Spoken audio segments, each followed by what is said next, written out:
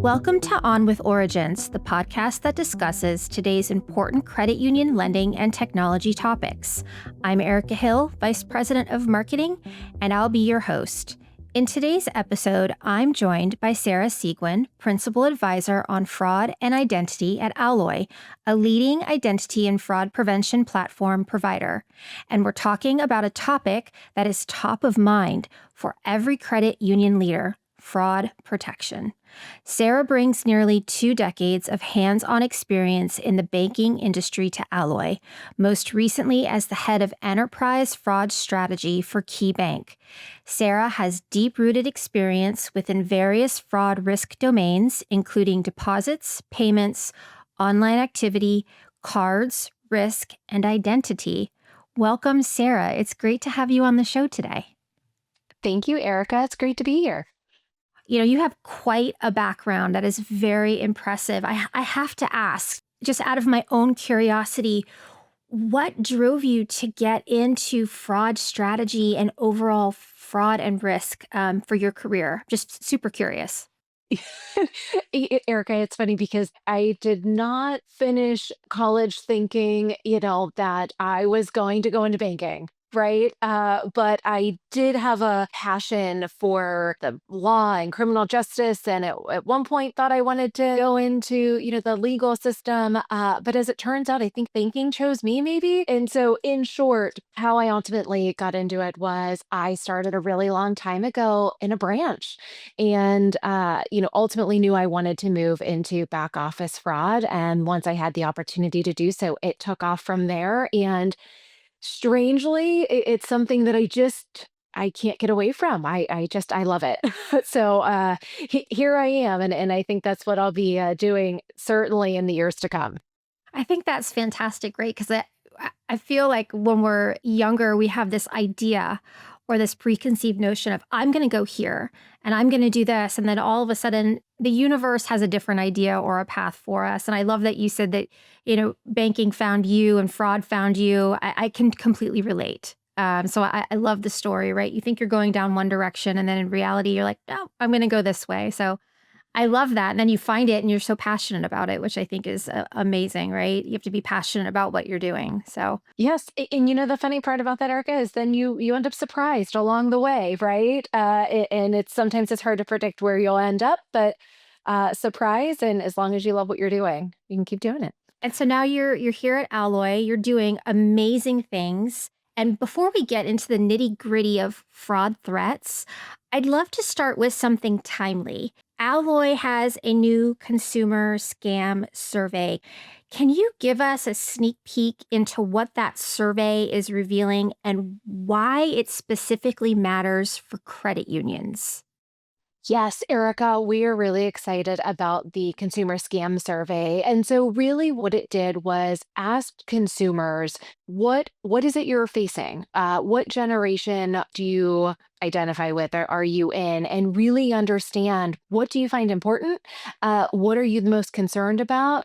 And ultimately, like, putting together 4 financial institutions where they should make sure that they are in tune with their consumers and where they may want to make changes in the future. And so if I were to just do an overarching, what I found really interesting is the survey breaks down generational differences. So, how certain generations have a viewpoint of fraud and security and their financial institutions. And so that's really interesting. I would definitely recommend that folks look at the survey and see what resonates with you. And the reason I bring that up is because I think the way different generations are answering these questions then helps from a growth, a product, a marketing standpoint when it gets into credit unions, right? So, what are your members telling you is the most important by generation? And instead of, we'll just say, marketing one marketing blanket thinking you can reach everyone, maybe you have to market to different segments differently, right? And so, Eric, if I were to just pick out a few top of mind that I found really interesting,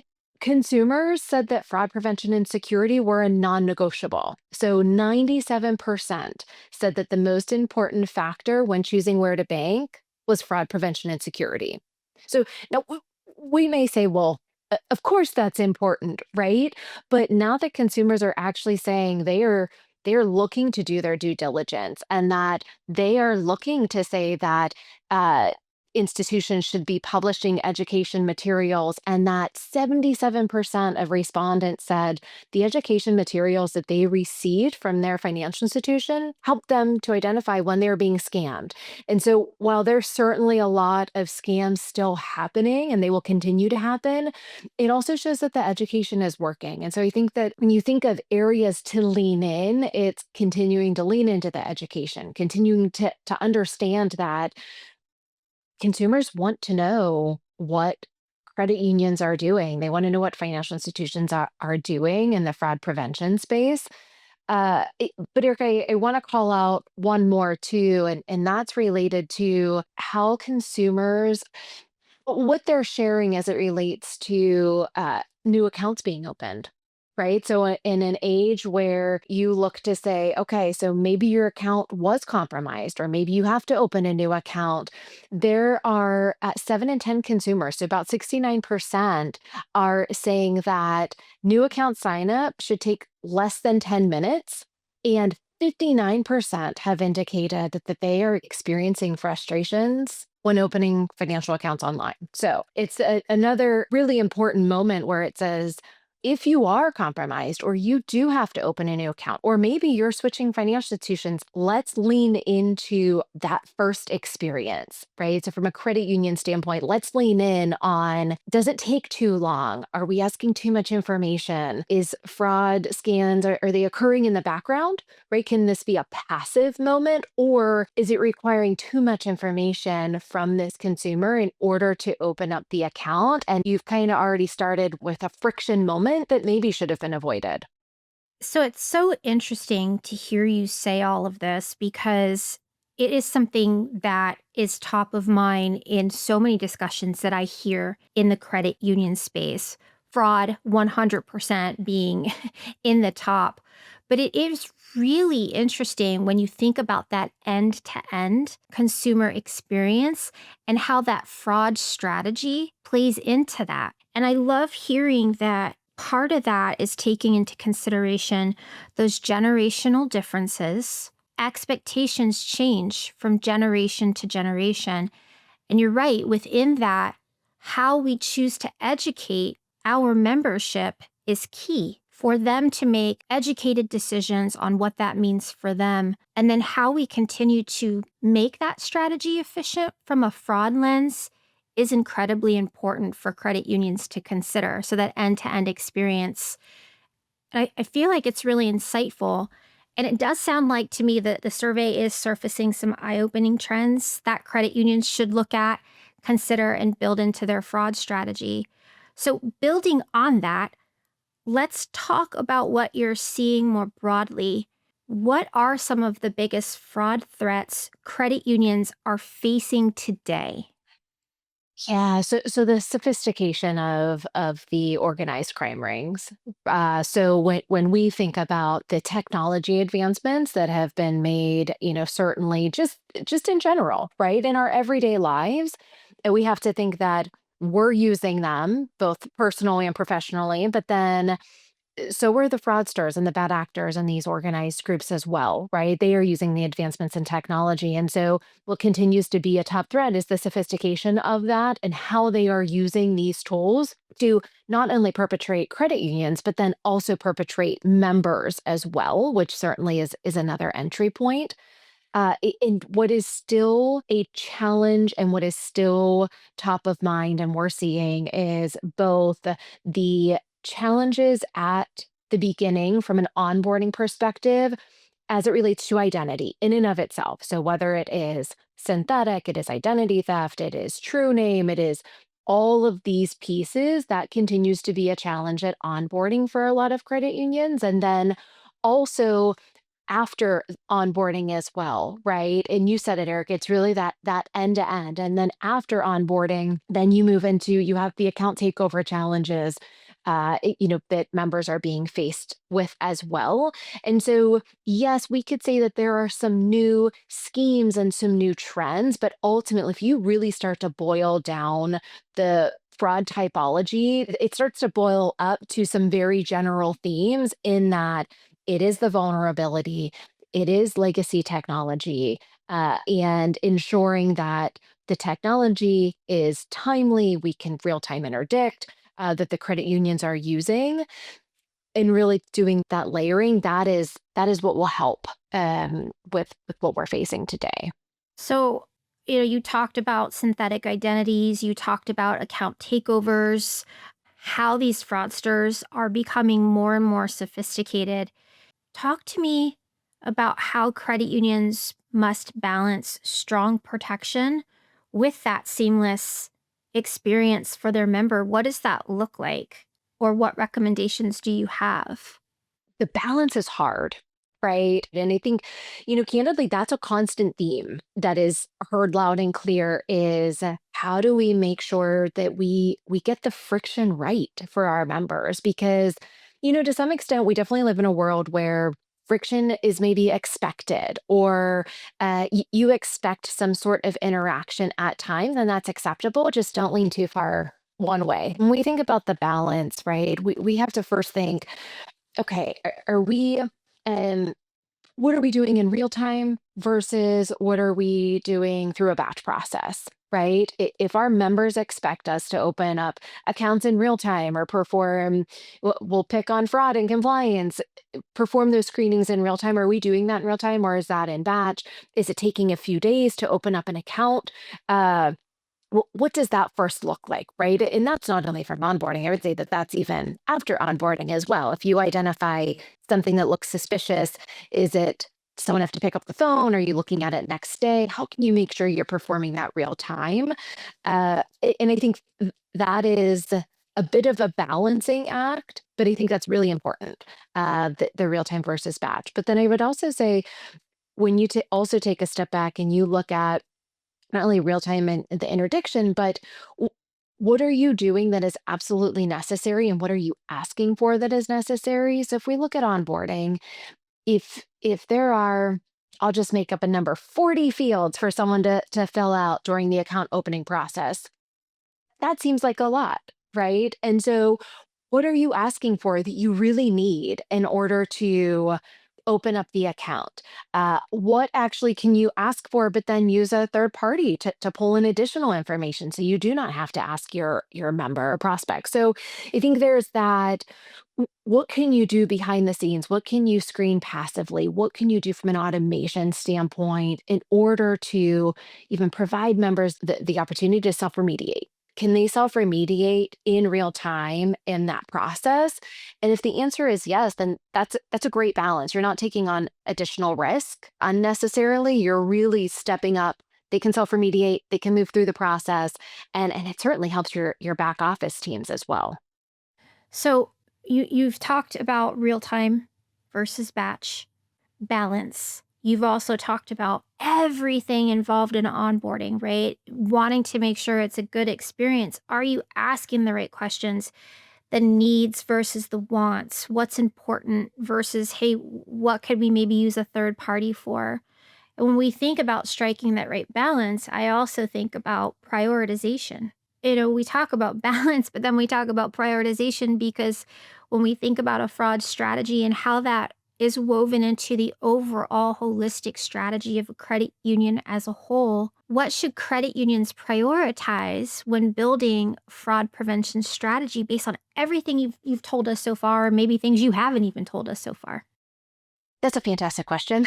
But I would take it back to the basics a little bit, right? So when you're thinking about, what do you need in order to build, and what can you do before you implement? I would actually say, well, first, and maybe this is stating the obvious, but first assess the current state of your program. So, and I don't just mean by do we have fraud protection or do we have a platform for onboarding? I would say, both onboarding and post onboarding, look at it by channel segment. And, how are you supporting in the different channels that you allow account opening, or and then also then look at your tools. So if you start to break down, are you using device? Are you using behavioral? Are you using one fraud screening, two fraud screenings? What does that look like? But really start to break down whether it's a typology grid, whether it's a heat map, but start to break down what your current state of your program looks like, and then start to layer in the other pieces. So one thing I always think about is, okay, is your building where you're at for those channels and the onboarding and post onboarding? Also look at, where do you have automation? Where do you have challenges in your back office? Like really start to, because you can talk about tools all day, but you have to know also what is impacting internally from an efficiency perspective too. But I would say that is step number one, and not something that file and forget, that you do once and you forget. I think this is a repeatable exercise. The other thing that I would always say, and I'm kind of going to laugh as I say this, is be really honest with yourself, because I think what's hard is when you build a program, you're proud of your program and what you've built. But what you have built, and maybe decisions you made a year ago, 2 years ago, that may change. We have to be just as agile and flexible as the fraudsters, right? And so just being honest will actually get you to see where you need to make those proactive investments, what will help you to move the needle. And then, again, as you're doing this exercise, members are going to be top of mind. So, what do they need that you haven't given them yet? And make sure that experience is factored in at every channel, at every kind of pivotal moment in that grid, that you're scoring yourself on the experience of that interaction. So you made me think of something as you were talking, right? So you said something really important, being comfortable to assess yourself um, multiple times. If it's been 2 years, go back and visit, right? Technology is evolving rapidly. These fraudsters are getting smarter and smarter, and it's our job to keep up with them or get ahead of them, even. So, a question I have for you when you were just talking about that, in your expert opinion, how often should a credit union assess their fraud strategy and their fraud tech stack? What would that advice be? How often should they do it? But first, I would probably start by answering, don't limit yourself, right? In that, if you are in a project and you're making an investment, whether that is a new core, a new digital tech stack, right? Then early and often is better than, assessing where you are at in your program and your technology. More, I think, is better than less in this scenario. But I would also split out, if we think of fraud strategy as, your rules assessment and your performance, I would say that should be in an everyday where you are looking at rules, you are assessing your performance of those rules and the fraud cases coming in and your fraud disputes, that is an everyday occurrence. If you start to look at the broader picture of how do you assess your full program, that I would say doesn't need to be an everyday, certainly assessment. I think it's safe to say twice a year. But I would definitely do it more than once a year, and I say that because your line of business partners and where your organization is moving and the investments they're making, it's always going to have kind of that dotted line to fraud, in that the changes that they make, the products they want to offer, there's always going to be a fraud lens and a risk associated there. And so that will also kind of force you to then assess, if your business wants a new product, you're going to assess at that time, can you support that new product, or do you need additional fraud tools, right? So I would say, at the very least, I would assess it twice a year, but I think you'll find yourself, you need to assess it more. Now, that doesn't mean it's the full exercise, right? But certainly knowing where you're at. But when you look at the technology piece too, always understanding what is out there, what is coming, what is out there now, and network and talk to your peers on how they're using the tech that's, just coming out, or is already out. I think that's really important to always stay on top of, because knowing the technology is out there and how it can help you, it gives you a clear lens on how to assess your tech stack and certainly what you have. But I think the key to all of it is don't just assess your tech stack during budget review time or planning in the budget cycle, right? Certainly kind of know where you stand at all points once you go through that exercise and be able to update it, because certainly you may think you don't have a vulnerability in an area today, maybe when you do an assessment, but then you may learn that maybe you do, right? Because of a certain fraud case. So often and be open to certainly changing that fluid document. So it's interesting that you say that, right? So we look at all the tools and technology that we build into that fraud strategy and assessing it at a minimum, what you're saying, 2 times a year, possibly more, um, to find those gaps, to find what sometimes I like to say, um, you know, the window that you didn't know was unlocked, but is, and you have to go back and lock the window, right? To make sure that your house is secure and safe. Um, Talk to me a little bit about, because it does make me think how automation and AI is playing into this when we think about fraud strategies. What should credit unions be considering as part of their plan or their audit around AI and automation for fraud?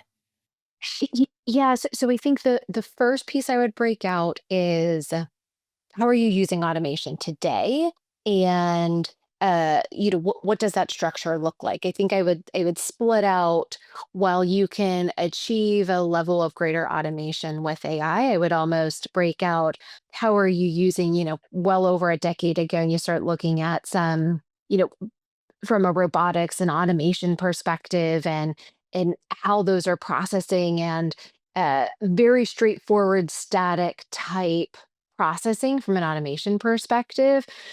I think banks and credit unions have been doing that for quite some time. And I think from an audit and expectation perspective, continue to do that. It's proving to be very well uh, for those rules and really automate some manual processes. As it relates to the AI component, I think what's really important is assessing where you are at. So, uh, not only where you are at as a credit union, how are you are using AI today? How do you want to use it in the future?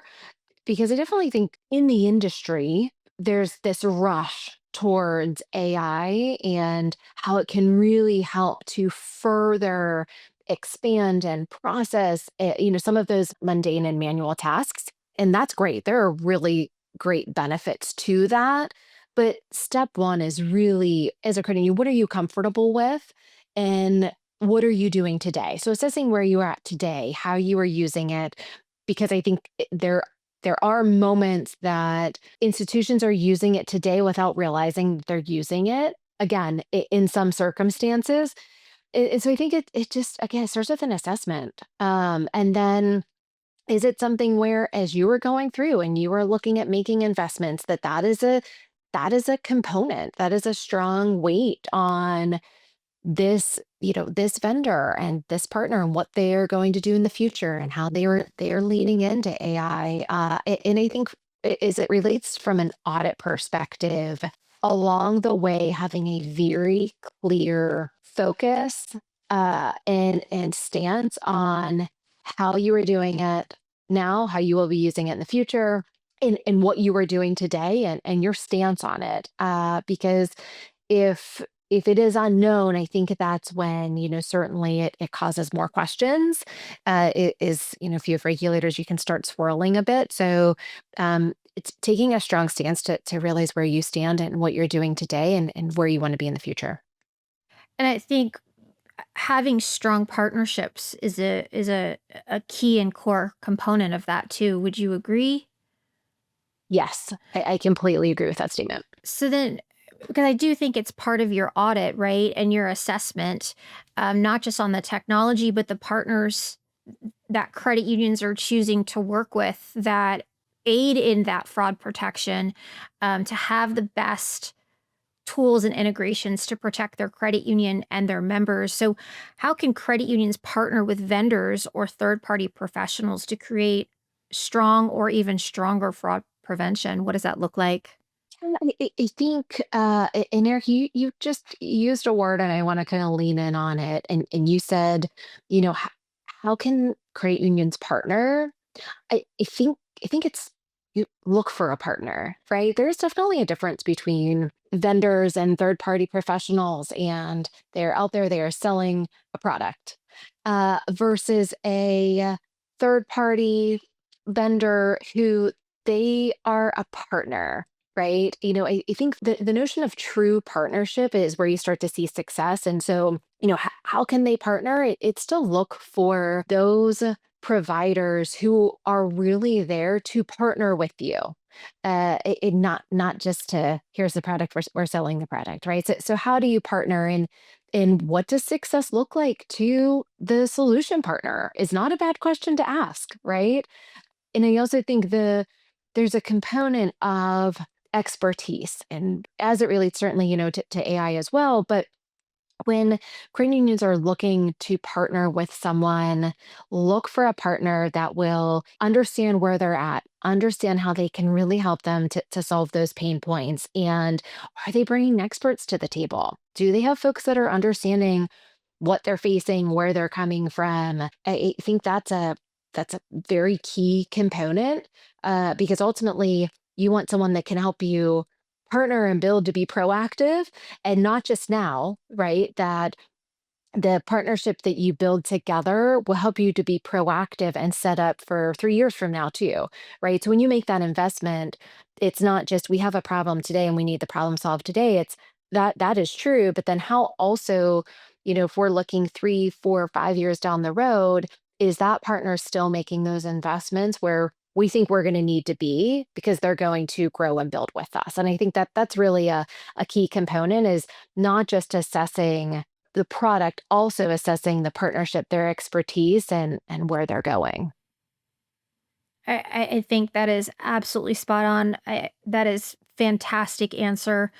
I want to segue into a question. Obviously, Alloy and Origence were partners. What makes the Alloy Origence partnership impactful for credit unions? Yeah, it is really impactful because when you think about it, when you're building your fraud strategy and what you need in order to have a successful fraud layer, if we just talk about onboarding, right? I'll pick on onboarding. The partnership is how you can bring technology providers together, and then it really helps credit unions to give them kind of a library and a suite of tools without all of these different siloed one-off integrations. Because when you think about, and we kind of talked about it, Erica, too, a little earlier, that where you're at now, and especially with fraud and the threats you're facing now, they're going to be different 6 months from now, and they're going to be different a year from now, right? And so on. And so when you have Alloy and Origins as partners, y- that is something where that integration is already there. And so it can help you to streamline that account opening workflow. It has the strong identity, fraud protection, certainly running in the background. But then as you need to change, whether that is credit union, their risk appetite changing, maybe it's a different product, they need to layer in a different fraud tool, it's already there for them and available, versus needing to build in the time to say, now I need to go find out someone, who can perform this type of fraud screening. And now I need to build this technical integration. And, that really it's bringing the expertise and already having it built in. So it is there for you, and really provides that flexibility and agility to pivot, when needed. So, finding the right partnerships that bring in the right tools, the right integrations, and not even just the right strategy for now, but thinking ahead down the road. You've said it uh, throughout this podcast together, Sarah. Is it's not just about the now; it's about thinking about the future. and kind of building that holistic strategy to plan for that and get ahead of it. So, in response to your question or a question to your answer, how should credit unions think about fraud prevention moving forward? Whether it be with finding the right partner or the technologies, integrations, and strategies. How should they be thinking about it? Yeah, I would think about it as you're building this trust with your members. You are building loyalty with your members. Historically, when we think back to really how fraud was thought about, it was fraud is just blocking access, and fraud is only for risk. And now it's really turned into, from a member perspective, there's a moment of truth if they happen to be a victim of fraud. And how is a credit union going to respond to that? Do you have the right tools in place where you can be proactive and be on the journey with them because you understand, right? And so I think it's, don't necessarily think about fraud prevention as the blocker, and certainly not even the blocker to growth. Think about fraud prevention as providing access to members because you know them so well, because you are running these checks in the background and passively to really understand how they interact, what their patterns are, and then you start to really find that balance. So I think it's really just a shift of the loyalty of the members and not necessarily thinking about fraud as a blocker. Use it as a growth lever. Use it as a growth function.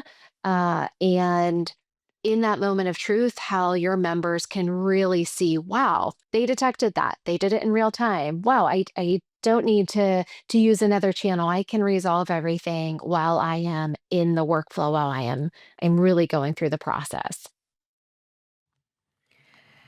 I think that is a great outlook and a way to approach it.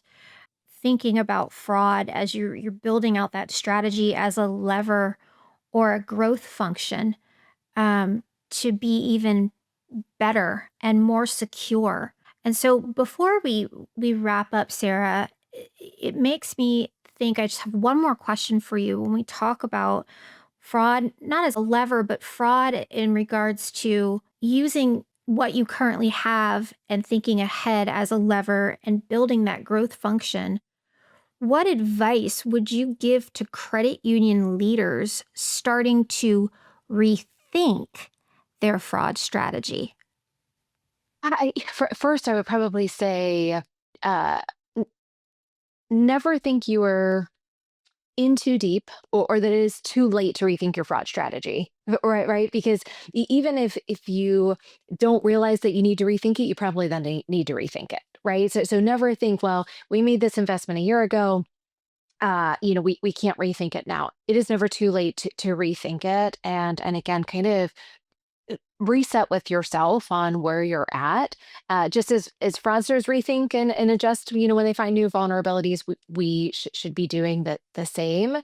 Always be looking at what is out in the market, and certainly look at, is this partner going to solve one item for me, or are they going to help me proactively solve multiple? There's definitely a shift in the market to move to platforms, right? Because of how much they can really help to solve. And as soon as you think you have one thing solved, and immediately hop to the next, or for every crisis you avert, or every short-term band-aid you may put into place, immediately rethink, okay, what do I need to do for the longer, broader investment? What do I need to do so that this isn't just short term, or this isn't just a band-aid? So I think all of those pieces together, as you start to rethink your strategy, it's the taking the time to do it often, make adjustments, and don't ever get too comfortable with where your strategy is at, because the fraudsters are always making adjustments, and we have to be ready to make the adjustments as well to really combat them. I couldn't agree with you more, Sarah. You have been a wealth of information. You've given us everything from laying out strategic fraud plans to the tactics that should be involved in it. And even so far as to say, hey, it's okay to audit and evaluate your fraud strategies and plans multiple times a year, and lean into certain opportunities or gaps that you find and use it as an opportunity to get ahead of these fraudsters. So, Sarah, it leads me to ask you just one last question. We had, in the beginning of this podcast, talked about Alloy's new consumer scan survey. Where could folks access this survey? Yeah, Erica, I love that you asked the question. So you can access the survey on our website. So if you go to alloy.com, on the very first page that you will see, there is a banner that calls out. You can read the full 2025 State of Scams report just by clicking into read more there. Again, it's a lot of great information, certainly from a consumer member perspective. So I think folks will really enjoy it. I know for a fact that I will be checking it out myself.